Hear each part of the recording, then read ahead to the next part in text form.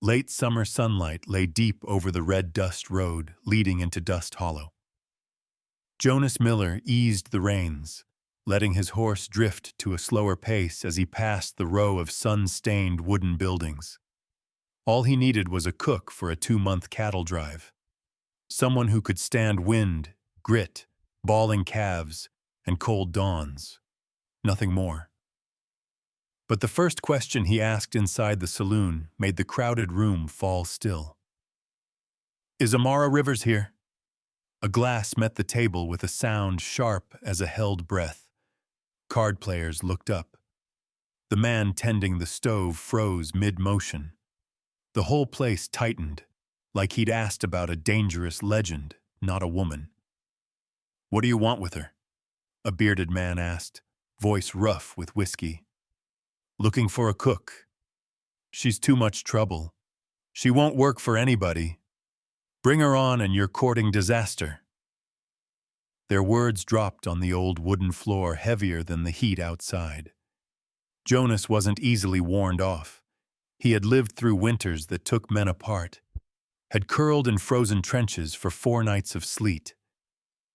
But the silence that followed her name, that he noted. He thanked them briefly and stepped back into the fine dust drifting on the wind. They might fear her, but instead of slowing his steps, it sparked a stubborn curiosity. The boarding house sat at the end of town, windows open, the scent of fresh baking drifting across the porch. Jonas knocked, and an older woman opened the door, her sharp eyes sweeping him in a single breath. "No rooms left." "I'm looking for Amara Rivers," he said. One slow lift of her brow. "What now?"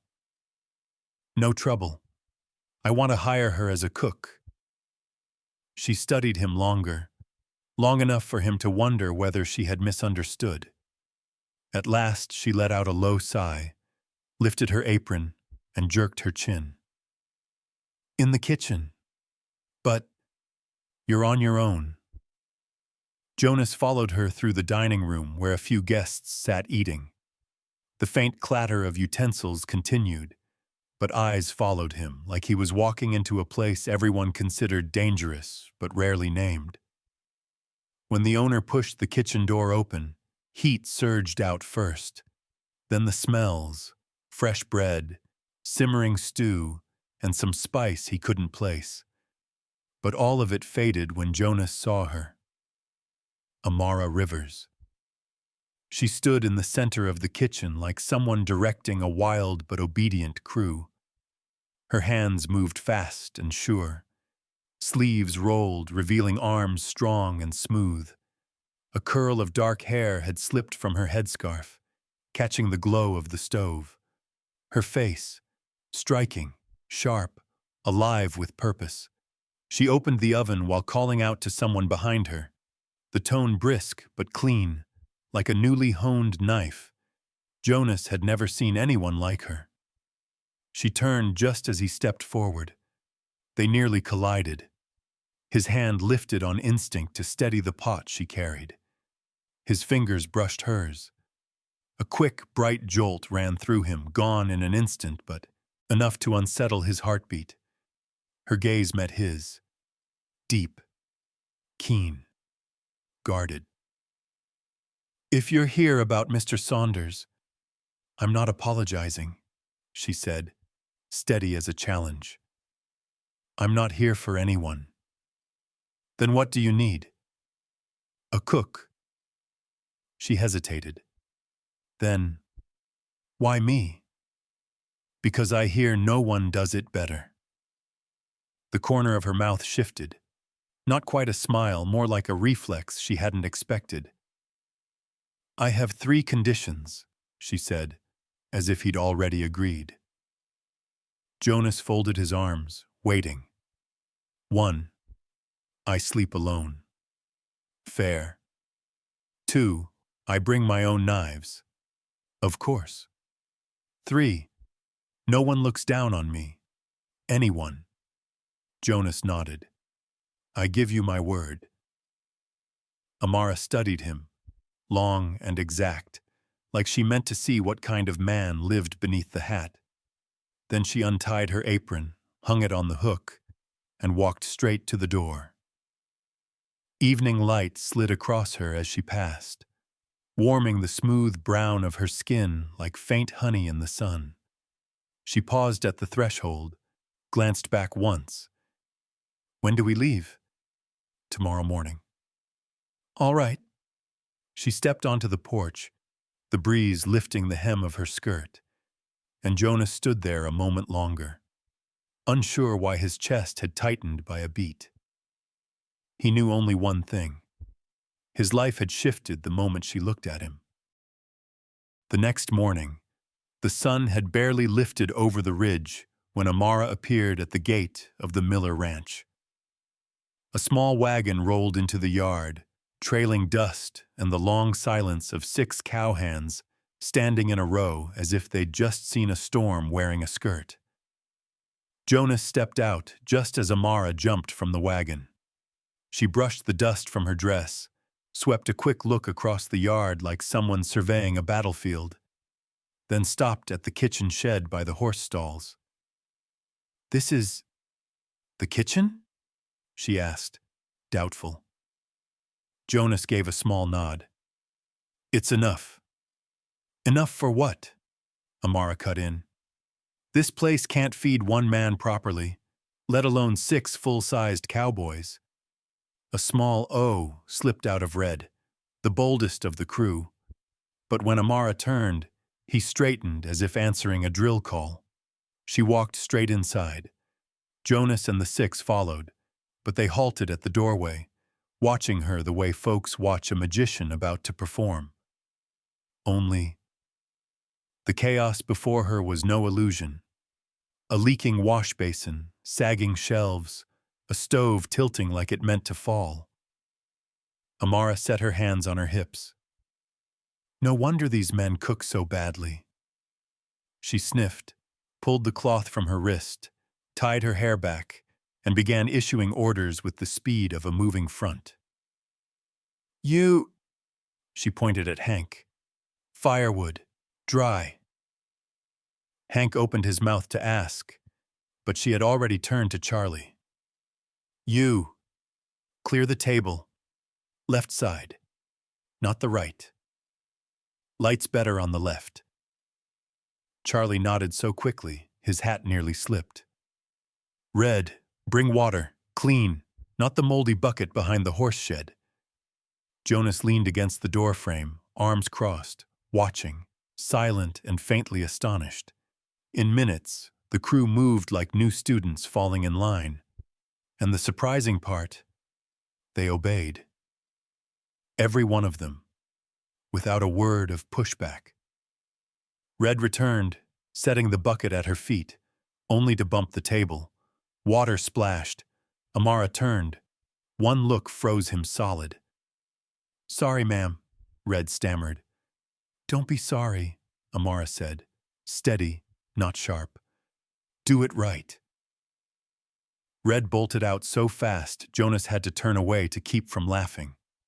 She was good, better than he expected.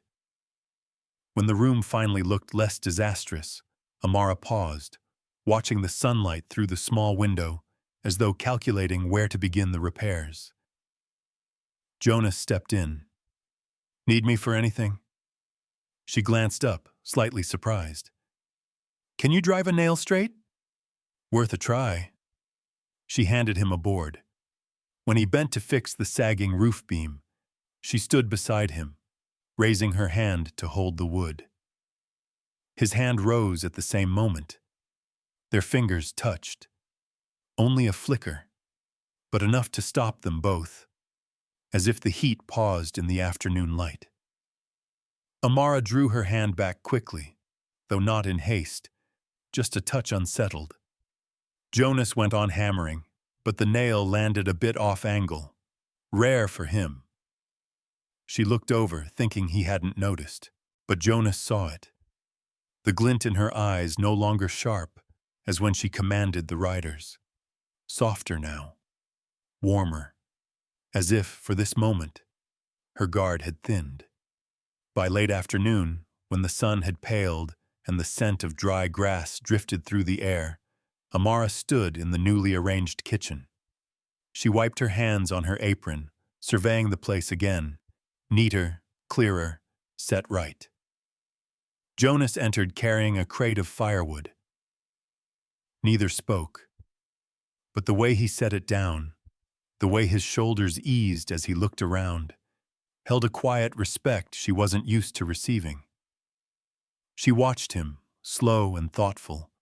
Somewhere between morning and now, her wariness had loosened, and somehow the way he stood there made her feel steady. Jonas reached for the coat hanging by the door, brushed the dust from it instead of tossing it aside like the others would. A small thing, but enough to bring a faint half-smile to her lips, one few ever saw. As the kitchen sank into the last light, they cleared the final scraps from the wooden table side by side. They didn't speak, but in that silence, something new took shape. Warm, low, hard to name. For the first time in years, Amara realized she didn't feel alone, and that was the part that unsettled her most. They left the ranch at dawn. The sky washed clear after the night wind. 7 riders, a herd of more than 100 cattle, and Amara's cook wagon rolled out of the valley. The wheels creaked in a steady rhythm, leaving behind fresh grass still wet with dew. Amara sat firm at the wagon's front, her headscarf keeping her hair in place though a few curls slipped free, catching the early light. Jonas rode to the left of the herd, keeping what he hoped was a casual distance. Yet he couldn't stop glancing her way every few minutes. Not out of worry, not out of doubt, but because. When Amara leaned to keep balance, the light traced her cheekbone in a way that drew his eyes without asking permission. Amara knew he kept looking, but she pretended not to. Partly to keep her focus, partly because she didn't yet understand the odd pressure in her chest every time their eyes met by chance. They rode in silence the whole morning. The cowhands, usually loud, were quieter than usual. Some feared her scolding. Most simply wanted to carry out their tasks right so she wouldn't correct them. At noon, they stopped near a small creek. Amara served each man a hot meal, pointed out where to set the field stove, corrected Hank's way of chopping onions, taught Charlie a trick to keep the fire steady in strong wind. For the first time in months, the crew felt they had someone they could rely on. "She's a miracle," Charlie whispered to Jonas as he took his bowl. Jonas only answered with a low "yeah," but his eyes betrayed more. By late afternoon, the wind shifted, carrying dust from the far ridge. They stopped at a small rest post. A short, stout trader salting meat stepped close when he saw Jonas, his voice dropping as if afraid to be overheard. "You headed through Grant Hale's stretch?" Jonas frowned. "We're staying on the main trail." "What main? He runs everything now. Heard the young men up the mountains have to pay just to cross." Jonas narrowed his eyes. "What kind of man is he?" "The kind you don't want on your heels. Used to trade cattle. Now he squeezes folks dry. You're moving a herd. He'll find a way to bother you." Jonas looked toward Amara. She was tightening the wagon's ropes, hair lifted by the wind, her face steady and calm in a way he rarely saw. She didn't need this news. Not now.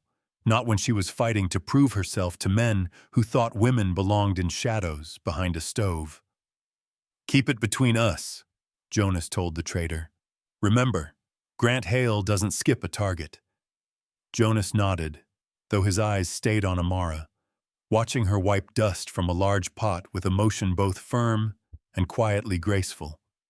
Evening came. The first night on the trail was always uneasy. New cattle, strange noises, too much wind in the grass. They camped on a low rise, circled the fire, metal utensils clinking softly under the humming dark. Jonas took the first watch, walking the perimeter, listening to every shift in the herd. When he returned to the fire, he stopped short. Amara sat there. She held her hands near the flames, the light painting a warm glow over her dark skin. Her hair was swept back by the wind, a few curls resting against her cheek. She didn't see him. She simply stared at the fire, lost in thought. A rare stillness. A beauty with no effort at all. A pull that made Jonas breathe slower. He stepped closer. Amara looked up. Firelight reflected in her eyes. Deep, clear, carrying a language he didn't dare interpret. "Cold?" he asked, his voice lowered without thinking. "Not cold," she said, though her hands stayed near the heat. "Just too used to being alone." Jonas sat across from her. Neither spoke. They watched the fire, yet each felt the other's presence with an intensity neither expected. When the flames dropped to embers, Jonas rose to finish his watch. Amara left the fire a few minutes after, heading toward her wagon. But she paused at the door. Jonas stood a few steps away, leaning lightly against his saddle, looking up at a sky full of stars. He turned just as she glanced. Their eyes met, longer than they should have, long enough for Amara's heartbeat to falter. Jonas gave a slight nod, a wordless wish for rest. She stepped into the wagon, though her chest didn't settle as she expected. Outside, Jonas kept his gaze on the sky, though his thoughts lingered on the way she had looked at him. And both knew something had shifted tonight. By late afternoon, the sky shifted faster than any of them expected. Far off, dark clouds gathered like a heavy blanket, dragging across the horizon. Jonas glanced at Amara, ready to warn her, but the wind rose before he could speak. "Storm," he said. Amara looked at the sky, then at the herd, already tightening into uneasy clusters, seeking cover. Wind tore at her headscarf, pulling loose curls against her cheek. "How far to shelter?" she asked, steady. "Half a mile," Jonas said. But the words barely left his mouth before a hard gust slammed into the wagon, lifting one wheel off the ground. Amara pulled the reins to steady it, but the wagon lurched again, harder this time, sudden. "Careful!" Jonas shouted as he saw her lose balance. He drove his horse in, jumped from the saddle in one clean motion. As Amara slipped from her seat, he reached her at the exact moment she fell. His arm wrapped around her waist, pulling her against his chest before she hit the ground. It lasted only seconds, but long enough for her breath to catch. The wind stung their faces. Her hair curled around his arm. She said nothing. Jonas said nothing. Only the storm roared around them, while they stood close enough to hear each other breathe. "Come on," Jonas said, voice lower than usual. "I'll lead. Hold tight." Amara didn't answer, only nodded. But when he set his hand on her shoulder to lift her back into the seat, she felt his warmth through the cold wind. They drove the herd toward an abandoned line shack under a low rise. The old wooden structure leaned but held. Jonas led the horses under the broken awning, tied them down, then turned to Amara. "Inside. This one's strong." She went in first. Jonas followed, closing the door. The wind dropped to a dull, hollow roar, like distant surf. In the dim space, he built a small fire with a pile of dry wood in the corner. Flames rose, casting soft light over Amara's face. She sat near it, hands extended, breath still unsteady from the run. Jonas sat across from her, only a few steps away, close enough for her to feel heat from the fire, and from him. The wind howled harder. Rain hammered the roof like thrown gravel. "I didn't think it would hit this fast," Amara said, eyes on the flames. "Prairie weather," Jonas replied. "It can turn in a minute." Amara angled her head toward him. Firelight lingered in her eyes, making them look deeper, warmer, something moving behind them she hadn't yet hidden. "Can I ask something?" she said quietly. Jonas nodded. "Go ahead." "Why choose me? You don't know who I am. You heard what people say. You heard enough." Jonas held her gaze. No hesitation, no shift.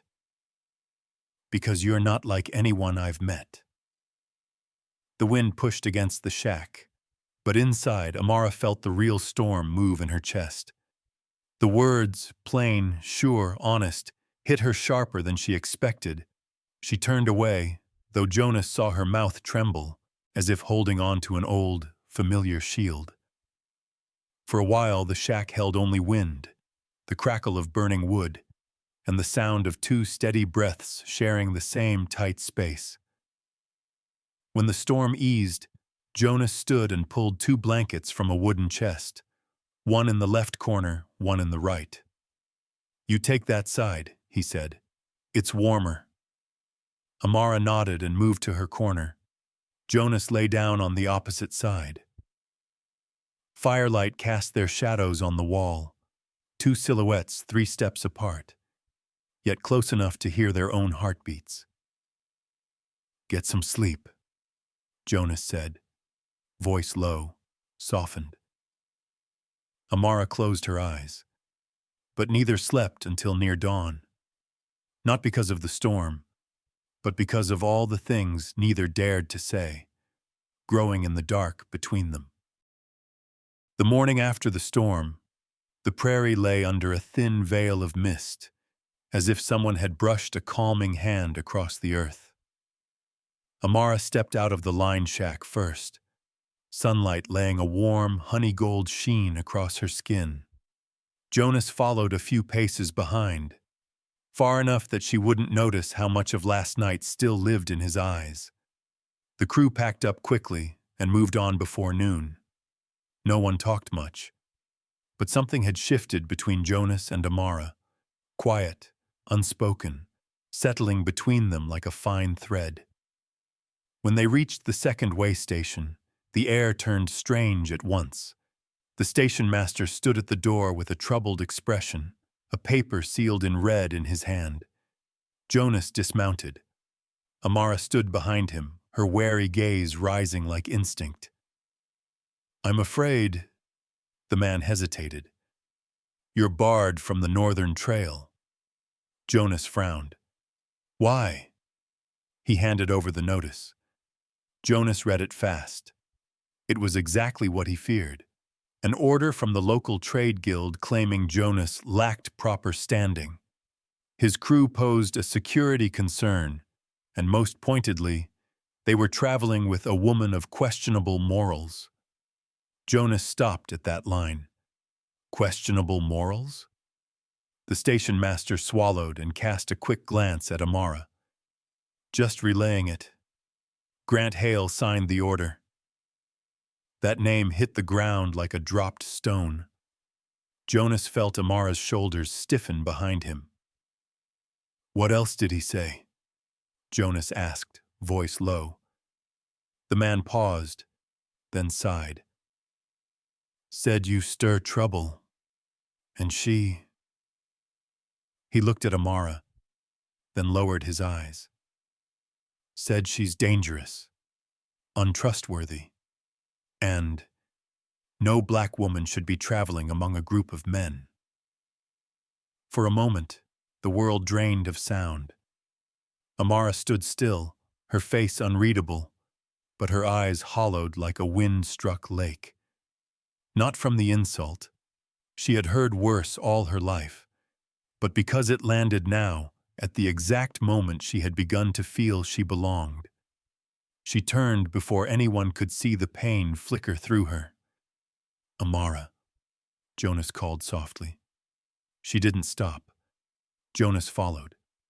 Behind the station, he found her by the wagon wheel, hands gripping the wooden rim, steady, but so tight her knuckles blanched. "Don't believe a word of that," Jonas said quietly. "Which part?" Her voice was sharp, the kind of sharpness people use to keep themselves from breaking. "All of it. Every word he said." Amara exhaled, still turned away. "You heard it once. I've heard it my entire life." Jonas moved closer, slow, as if any sudden step might startle her. "Amara." She didn't turn.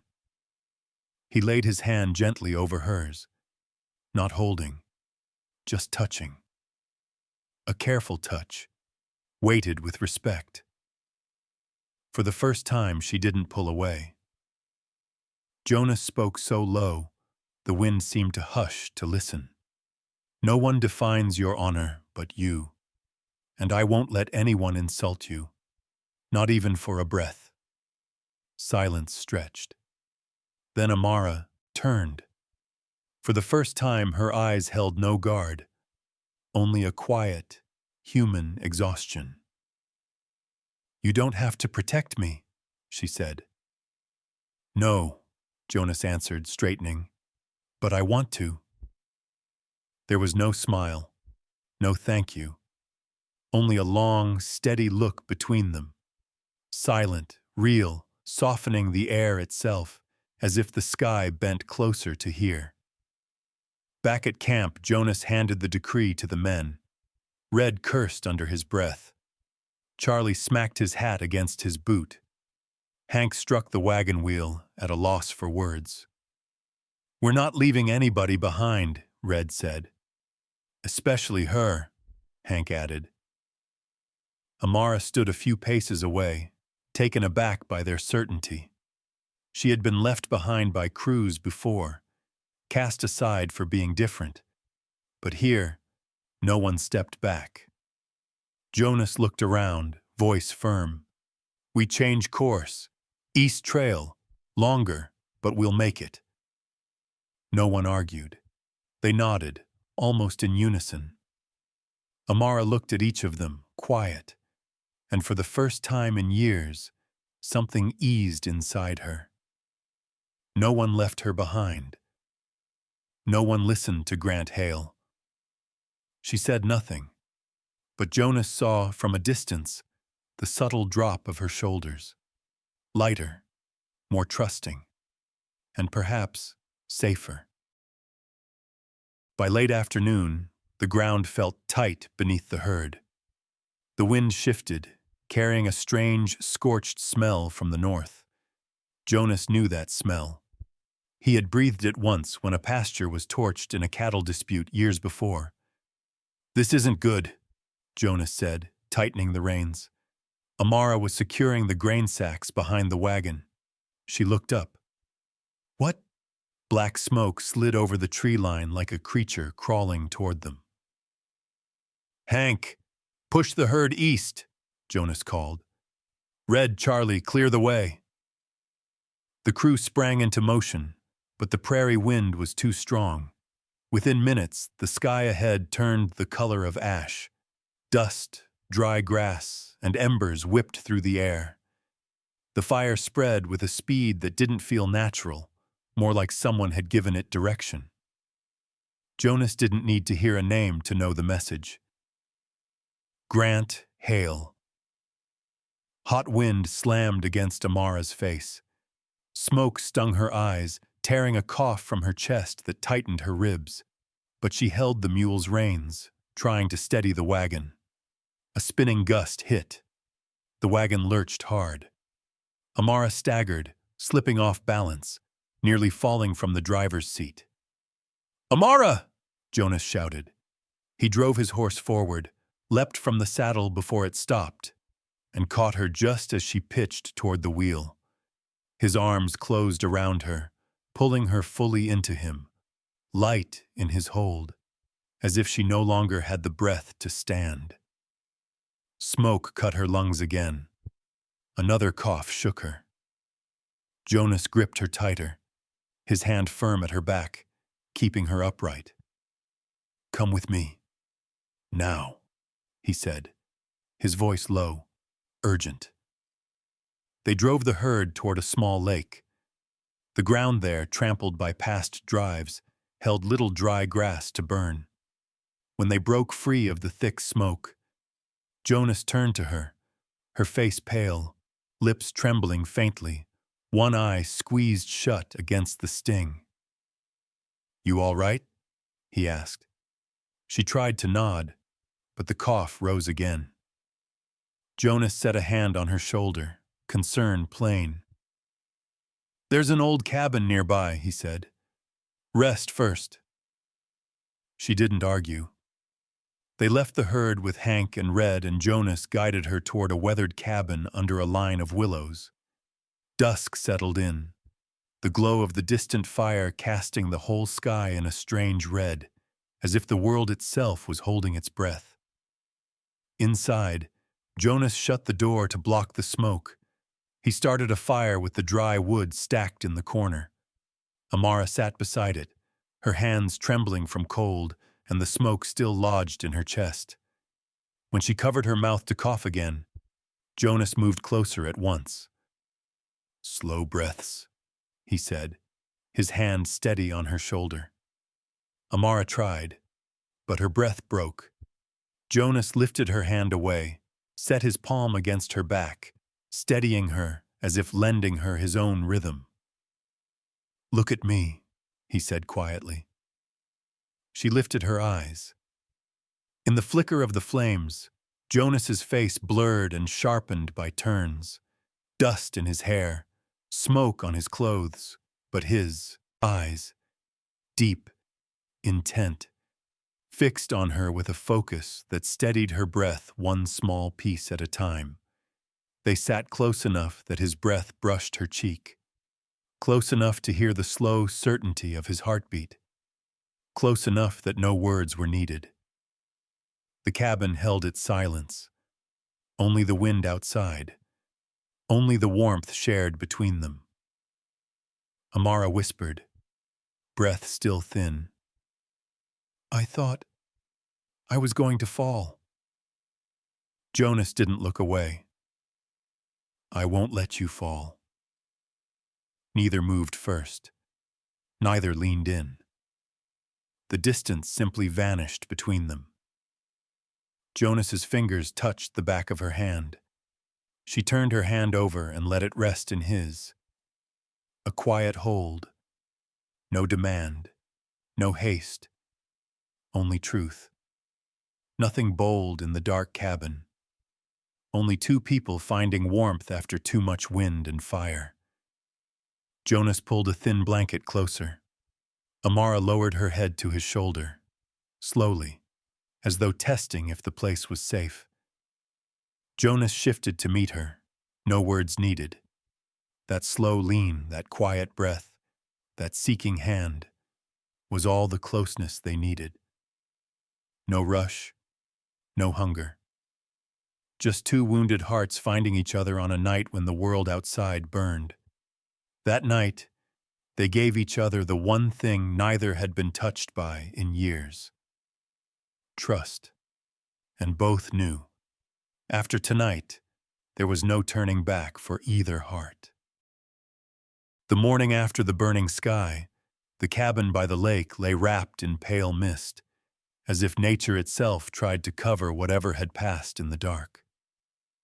Amara woke first. Thin light slipped through the boards, brushing over Jonas's arm resting loosely on the blanket beside her.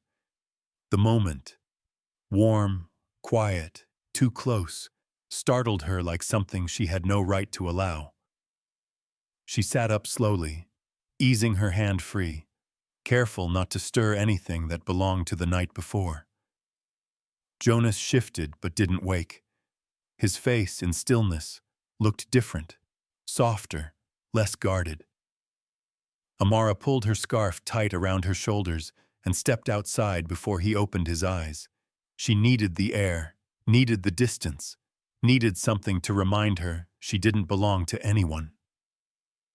When Jonas woke, she was already at the lake's edge, a lone figure in the silver light. They set out early. The morning wind was clear, the sky cleaner, but neither spoke of the night behind them. Jonas glanced at her now and then, but unlike before, she avoided his eyes, watching the trail, the herd, the reins in her hands. Not cold, just avoiding.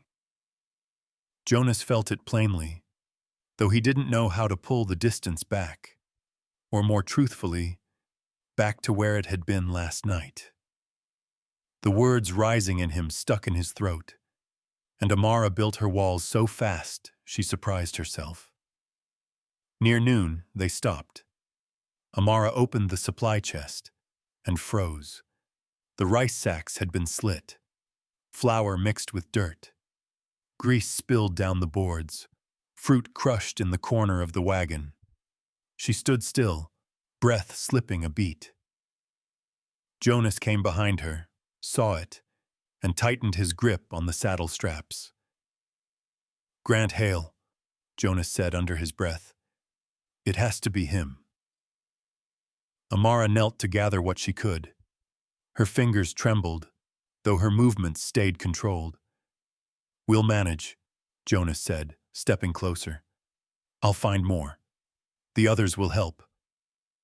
But Amara stepped back. Not far, just enough for him to feel the invisible wall. "Last night was circumstance," she said quietly. "You don't have to worry too much." Jonas swallowed the words he wanted to say. It wasn't circumstance. He only let out a slow breath and answered softly, "I'm not worried because of last night. I'm worried because of you." Amara didn't answer, didn't risk meeting his eyes. That afternoon, they stopped at a small water post to restock. A few traders stood near the well, talking loudly. One heavy-set white man saw Amara, lifted his chin with a sneer. "Hey, Miller, lost your mind hiring a black woman to feed a crew of men?" Amara stopped. Her shoulders tightened for a heartbeat. Jonas stepped in front of her instantly, his voice so hard the traders fell silent. "You say one more thing, and you'll be apologizing till winter breaks." Jonas didn't raise his voice, but the weight of it made the man step back. It should have ended there.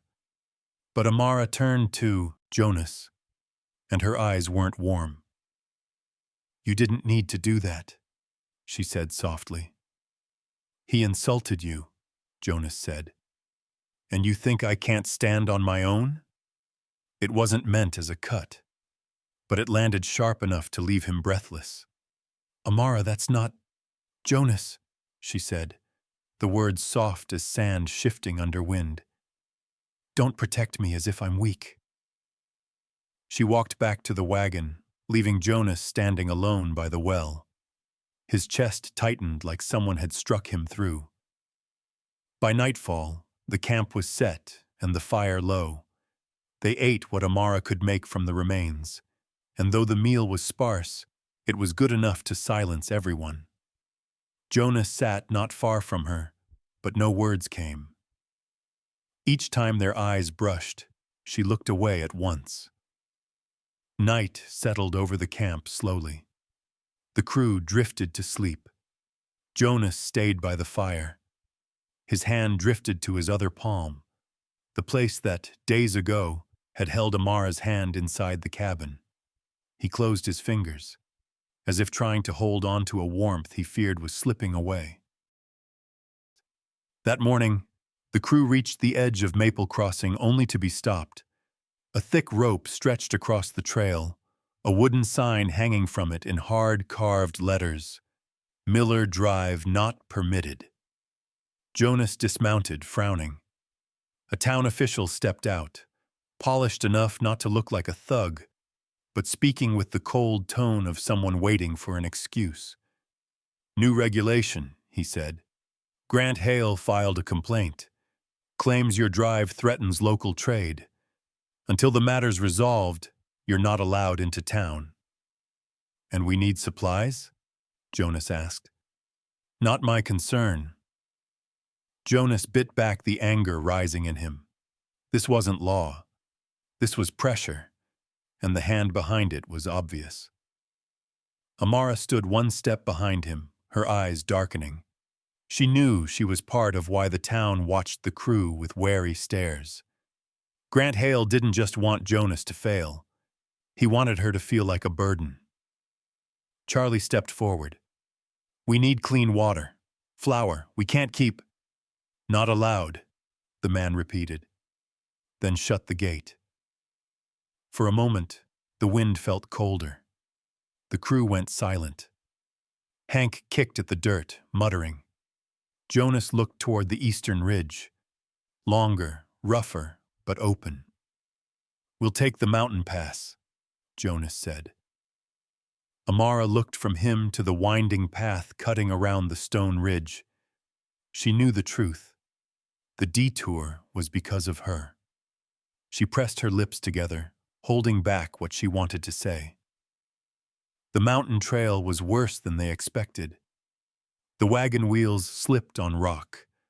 The cattle bawled from fear. Jonas and Hank pushed from behind, sweat mixing with dust.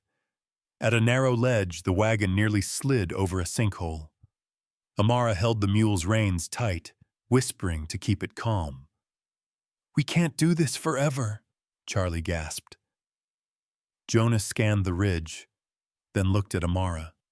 Her gaze drifted toward the town below, far, but within walking distance. "Let me go," she said. "No," Jonas answered too quickly. "Jonas," she said, voice low but firm. "I'll talk to them. No weapons, no threats, just talk. They won't listen. Maybe not.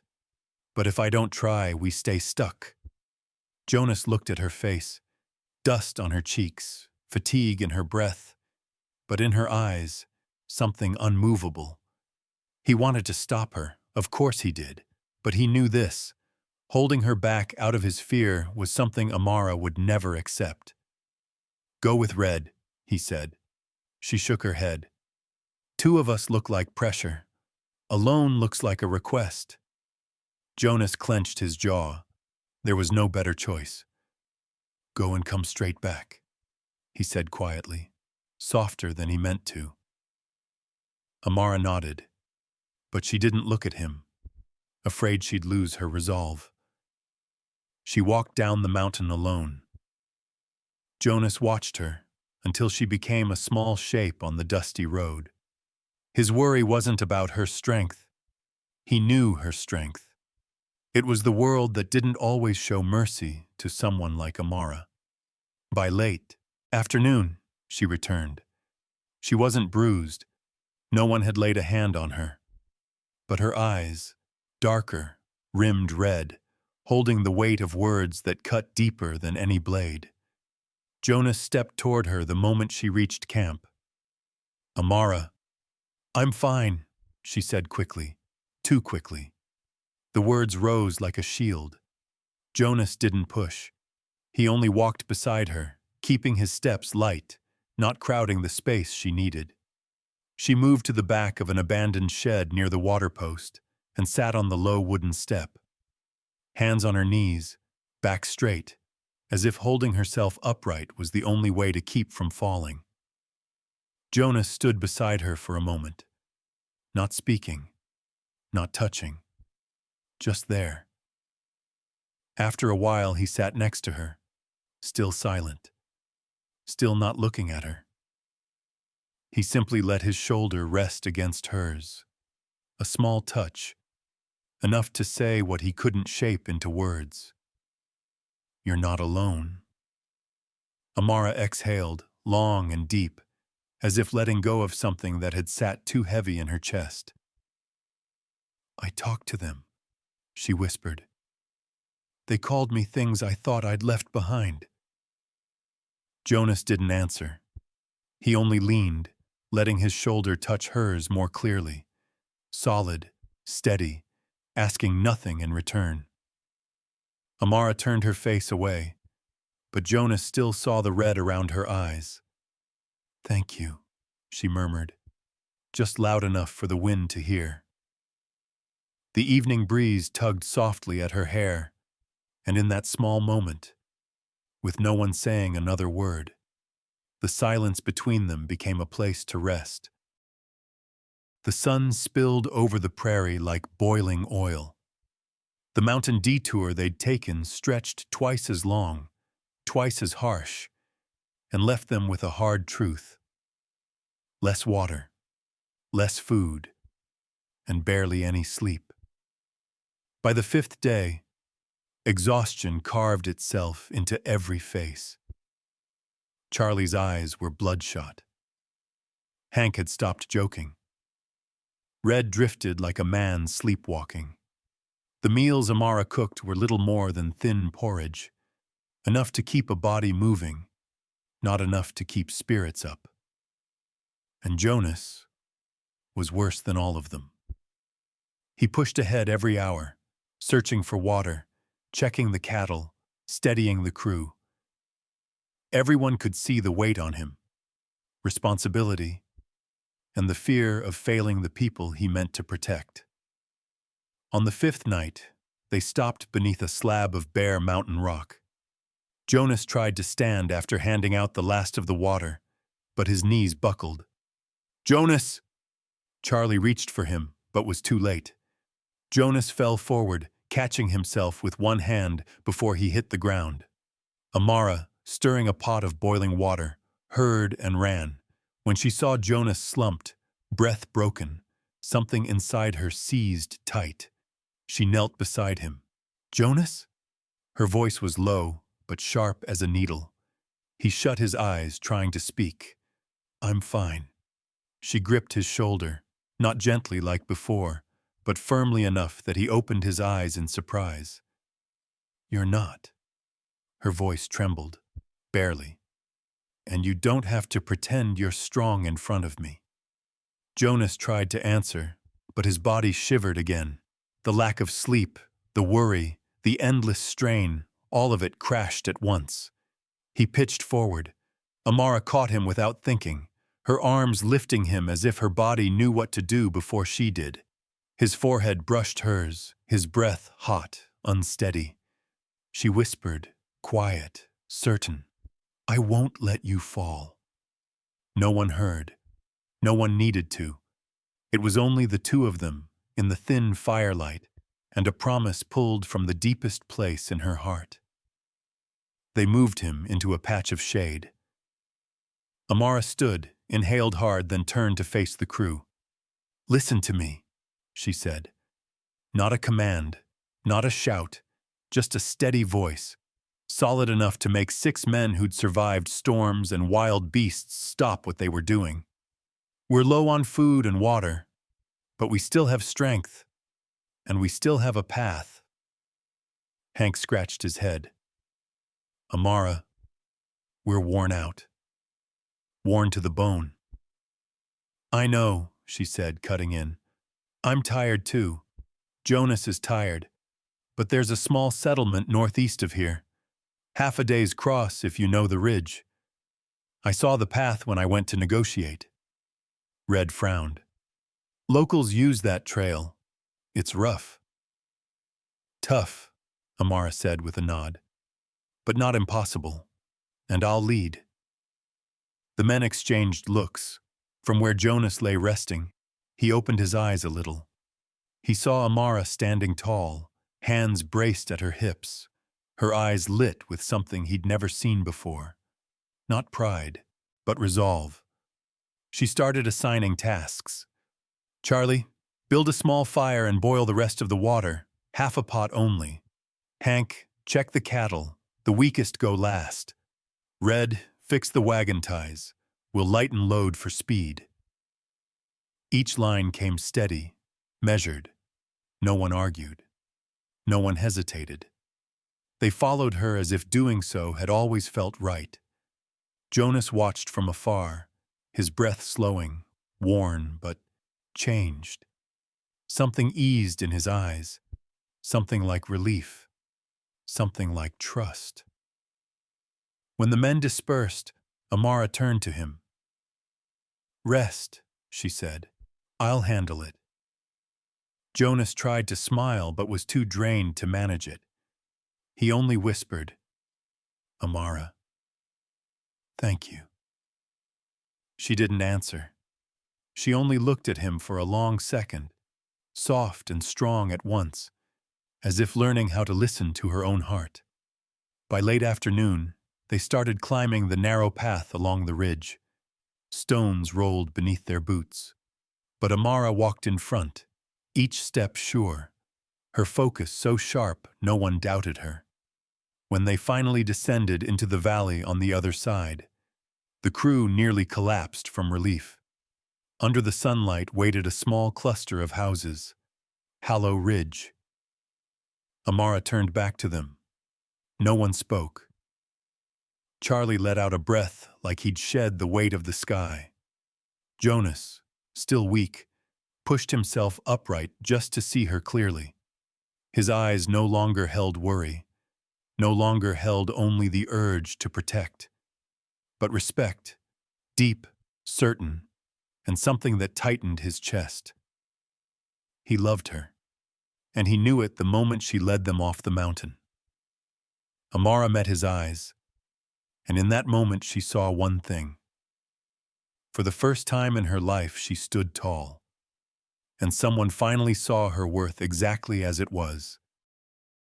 Hallow Ridge seemed like a forgotten settlement on the open prairie, but the moment Jonas's crew arrived, Amara felt something was off. People kept their heads down when passing one another. Storefronts cracked open only an inch. Conversations died the second the crew walked by. One evening, when Amara brought medicine to an elderly woman with aching joints, the old woman grabbed her hand, voice trembling like leaves brushed by wind. "Child, don't let them see you helping me. Hale has eyes all over this town." Amara froze. "Watching for what?" she asked. The woman glanced around, then whispered, "He wants the town scared. He wants folks too frightened to fight back when he takes their land." "Land?" Amara leaned forward. "Not cattle?" The woman shook her head. "Cattle's just his excuse. He wants the water rights, the land, the crossings. Anyone who signs over their property gets left alone. Anyone who doesn't, their shop gets wrecked, their goods blocked, or false charges pinned on them." Amara saw the fear in the woman's eyes, fear that had settled deep, pressing the whole town flat. She sat silently for a moment. Then she asked a question that felt like a gust of wind rising inside her chest. "Is there anyone willing to stand against him?" The old woman looked at her, looked long, then gave a small nod. "There is, but they're scared. They only need someone who isn't." Amara returned to camp that night with a clarity Jonas wasn't used to seeing. He waited for her by the oil lamp outside the inn. "Where were you?" he asked, voice slow but weighted with concern. "Listening," she said. "To what?" "To the truth about Hale." She told him everything, not as accusation, but as a final piece of a puzzle falling into place. Hale didn't want cattle. He wanted land, water, control. He ruled the town through fear, not power. When she finished, Jonas didn't answer at once. He watched her, then nodded. "What do we do?" "Not what do you do, but we." Amara heard it clearly. Something she once avoided, now a quiet place to lean. "We find the people who want to resist," she said. I'll talk. You stand behind me. Jonas smiled slightly. I'm always behind you. The next day, Amara went door to door. No hard knocking, no big speeches. Only soft taps, a steady smile, and one question. Are you tired of living under Hale's control? Some closed their doors, some hesitated. But then slowly, doors opened fully. A small merchant whispered, "He forced me to sign over my land." A mother said, "My boy was beaten for not paying his extra tax." A thin blacksmith muttered, "If someone leads, I'll follow." One by one they gathered. Not many, but enough to light a spark. That night, in the dim light of the barn, Amara stood before them, oil lamps throwing warm glow across her face. "Hale survives on your fear," she said. "If we take real evidence to the regional council, witnesses, statements, proof, he'll have nothing left to hold on to." Jonas stood behind her, silent, eyes following her every move, equal parts trust and pride. "We go together," Amara finished. "No one left behind, no one harmed, no one forced to tremble anymore." A voice from the back called, "Yes!" Then another, and another. People who once kept their heads low now lifted them. The hearing took place in a small hall, old beams, rows of wooden benches. Hale entered confident, as if he owned the room, but this time he faced not Jonas alone, but a whole town standing behind Amara Rivers. The council read the accusations: land coercion, illegal taxing, controlling water lines, fabricated charges. Hale scoffed. "No one can prove it." A woman's voice cut through the room. "We can." Amara stepped forward. She placed on the table a bundle of anonymous letters the townsfolk had received. Threats, forced agreements, supply cutoffs. She presented merchants' statements. Maps of water routes seized by Hale. Each piece hit the table like a nail through Hale's arrogance. When the council asked for witnesses, almost 20 people rose.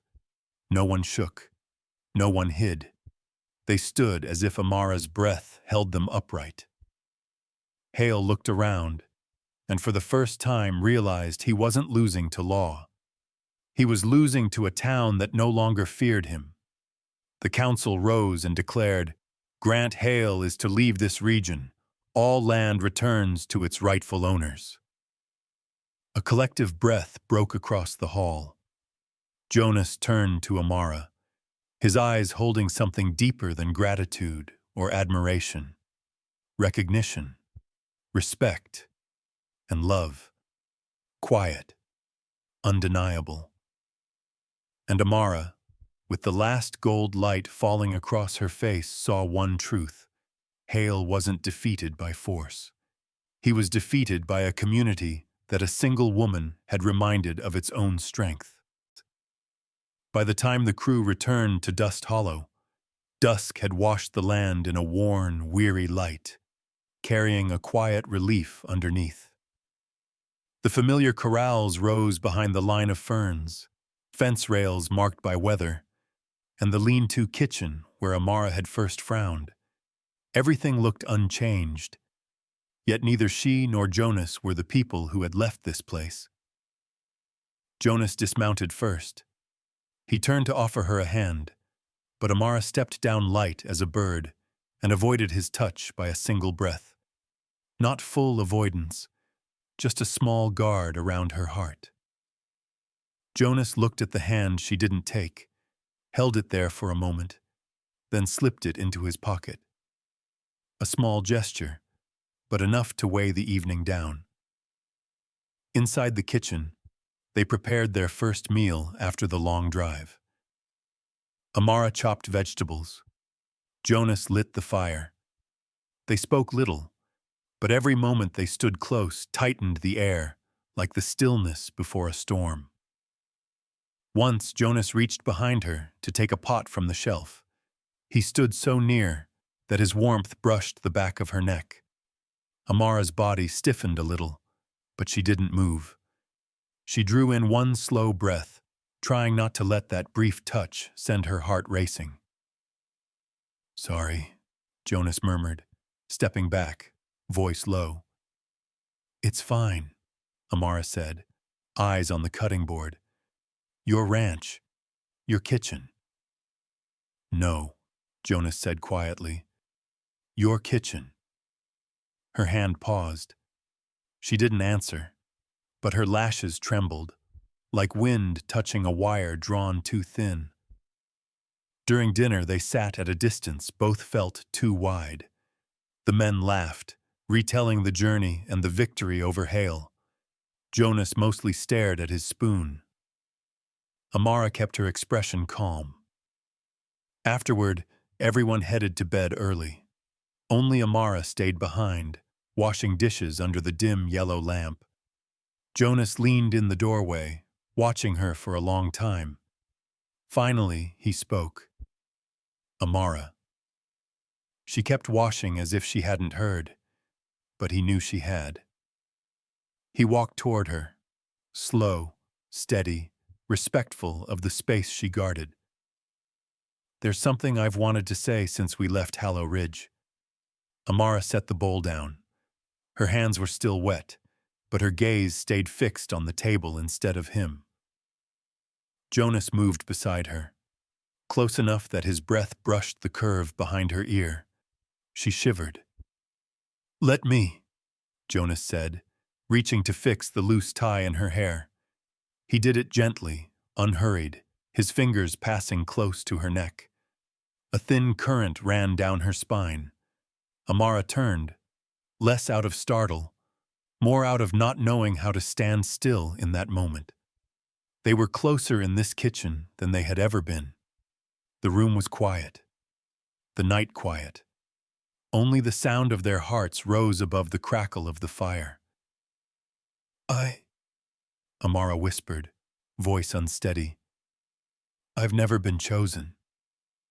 Jonas's expression softened like silk in lamplight. "Amara, I've only known how to save myself," she went on. "Never leaned on anyone. Never trusted anyone enough. I don't know if I have enough to stay in someone's life." Jonas took half a step forward, closing the distance to a thin, breath-tight line. "I choose you," he said, low and steady. "Every day. Not once. Not because of that night, but because you're the one person I trust to stand beside me." Amara bit her lower lip, as if her heart were fighting itself. "Jonas," she whispered, wind soft. He waited for more. Waited for agreement. Waited for her to close the remaining space. But a wounded heart rarely chooses without trembling. Old fear rose fast, pulling her back toward the safety she knew too well. She stepped away. "I need to finish the kitchen," she said, avoiding his eyes. Then she turned and walked quickly out of the room, leaving Jonas alone in the dim light. Jonas stared at the door she'd disappeared through, the fire's glow reflected in his eyes, sad but steady. He understood one thing clearly. She wasn't running from him. She was running from her own fear, and he was willing to wait, as long as it took. That morning, the sky over Dust Hollow was so clear it felt washed clean after a string of dust-storm days. Wind moved along the fence line, carrying the scent of fresh-cut grass and the familiar sounds of the ranch. The cattle, Hank's hammer tapping in steady rhythm, Red humming off-key near the barn. But one corner of the ranch was different now. One Jonas had spent days repairing with his scarred hands. The lean-to kitchen where Amara once frowned at its makeshift state no longer looked the same. Jonas had replaced the stove, added a stronger roof, rebuilt the racks, and set new shelves straight and square. The dirt floor was paved with flat stones. The wall had been reinforced. Morning light slipped through a narrow vent, laying a warm stripe of brightness across the new wooden table. And in the center of that table, Jonas placed a small gift. A cream kitchen cloth, the stitching done with care. Only one letter on it. A. No ornaments. No flourish. Just one letter. Yet it carried everything he wanted to say. Jonas stood behind the half-open door, unsure if he hoped more, or feared more. Part of him worried she'd see the cloth and walk away.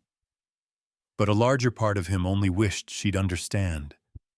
This kitchen, this roof, this life, he wanted to share it with her. Footsteps softened outside. Amara appeared in the doorway.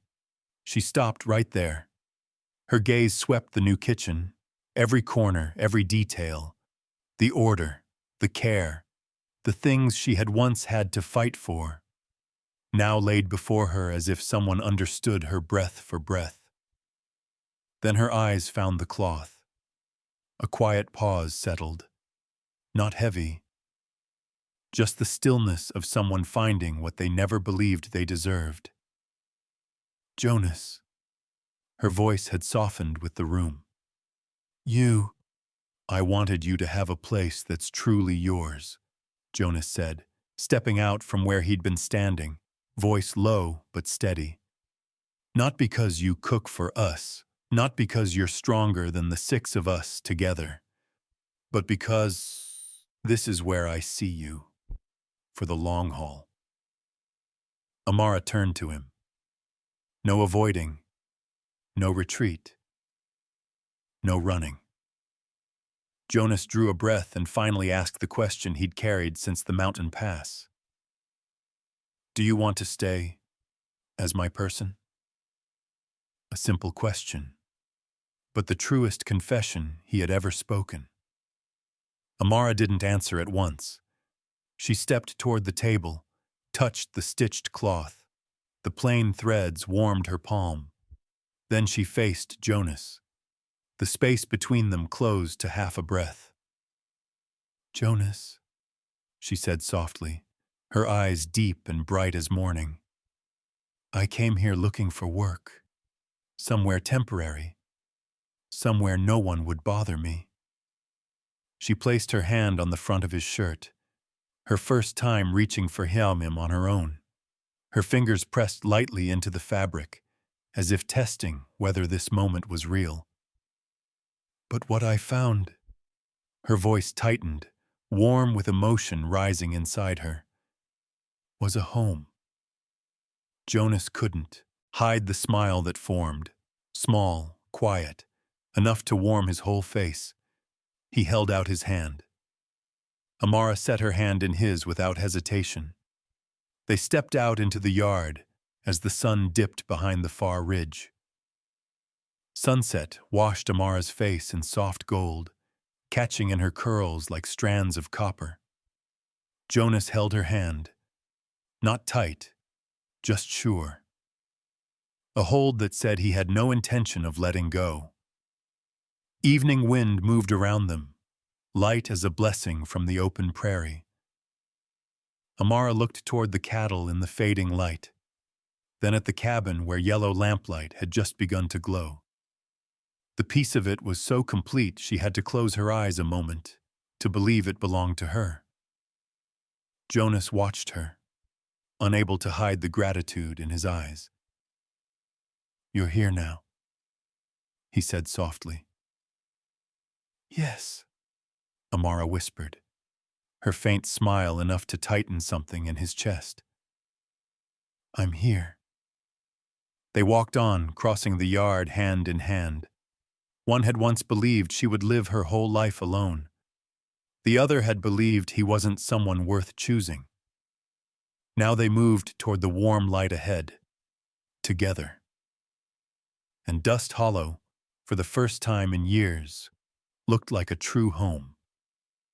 If you see a part of yourself in Amara and Jonas, the years behind you, the quiet loneliness, or the small hope you held on to, feel free to share a few words in the comments. And if you'd like to follow more gentle Wild West love stories like this one, please like, subscribe, and share so this channel can keep bringing more warm tales to your evenings.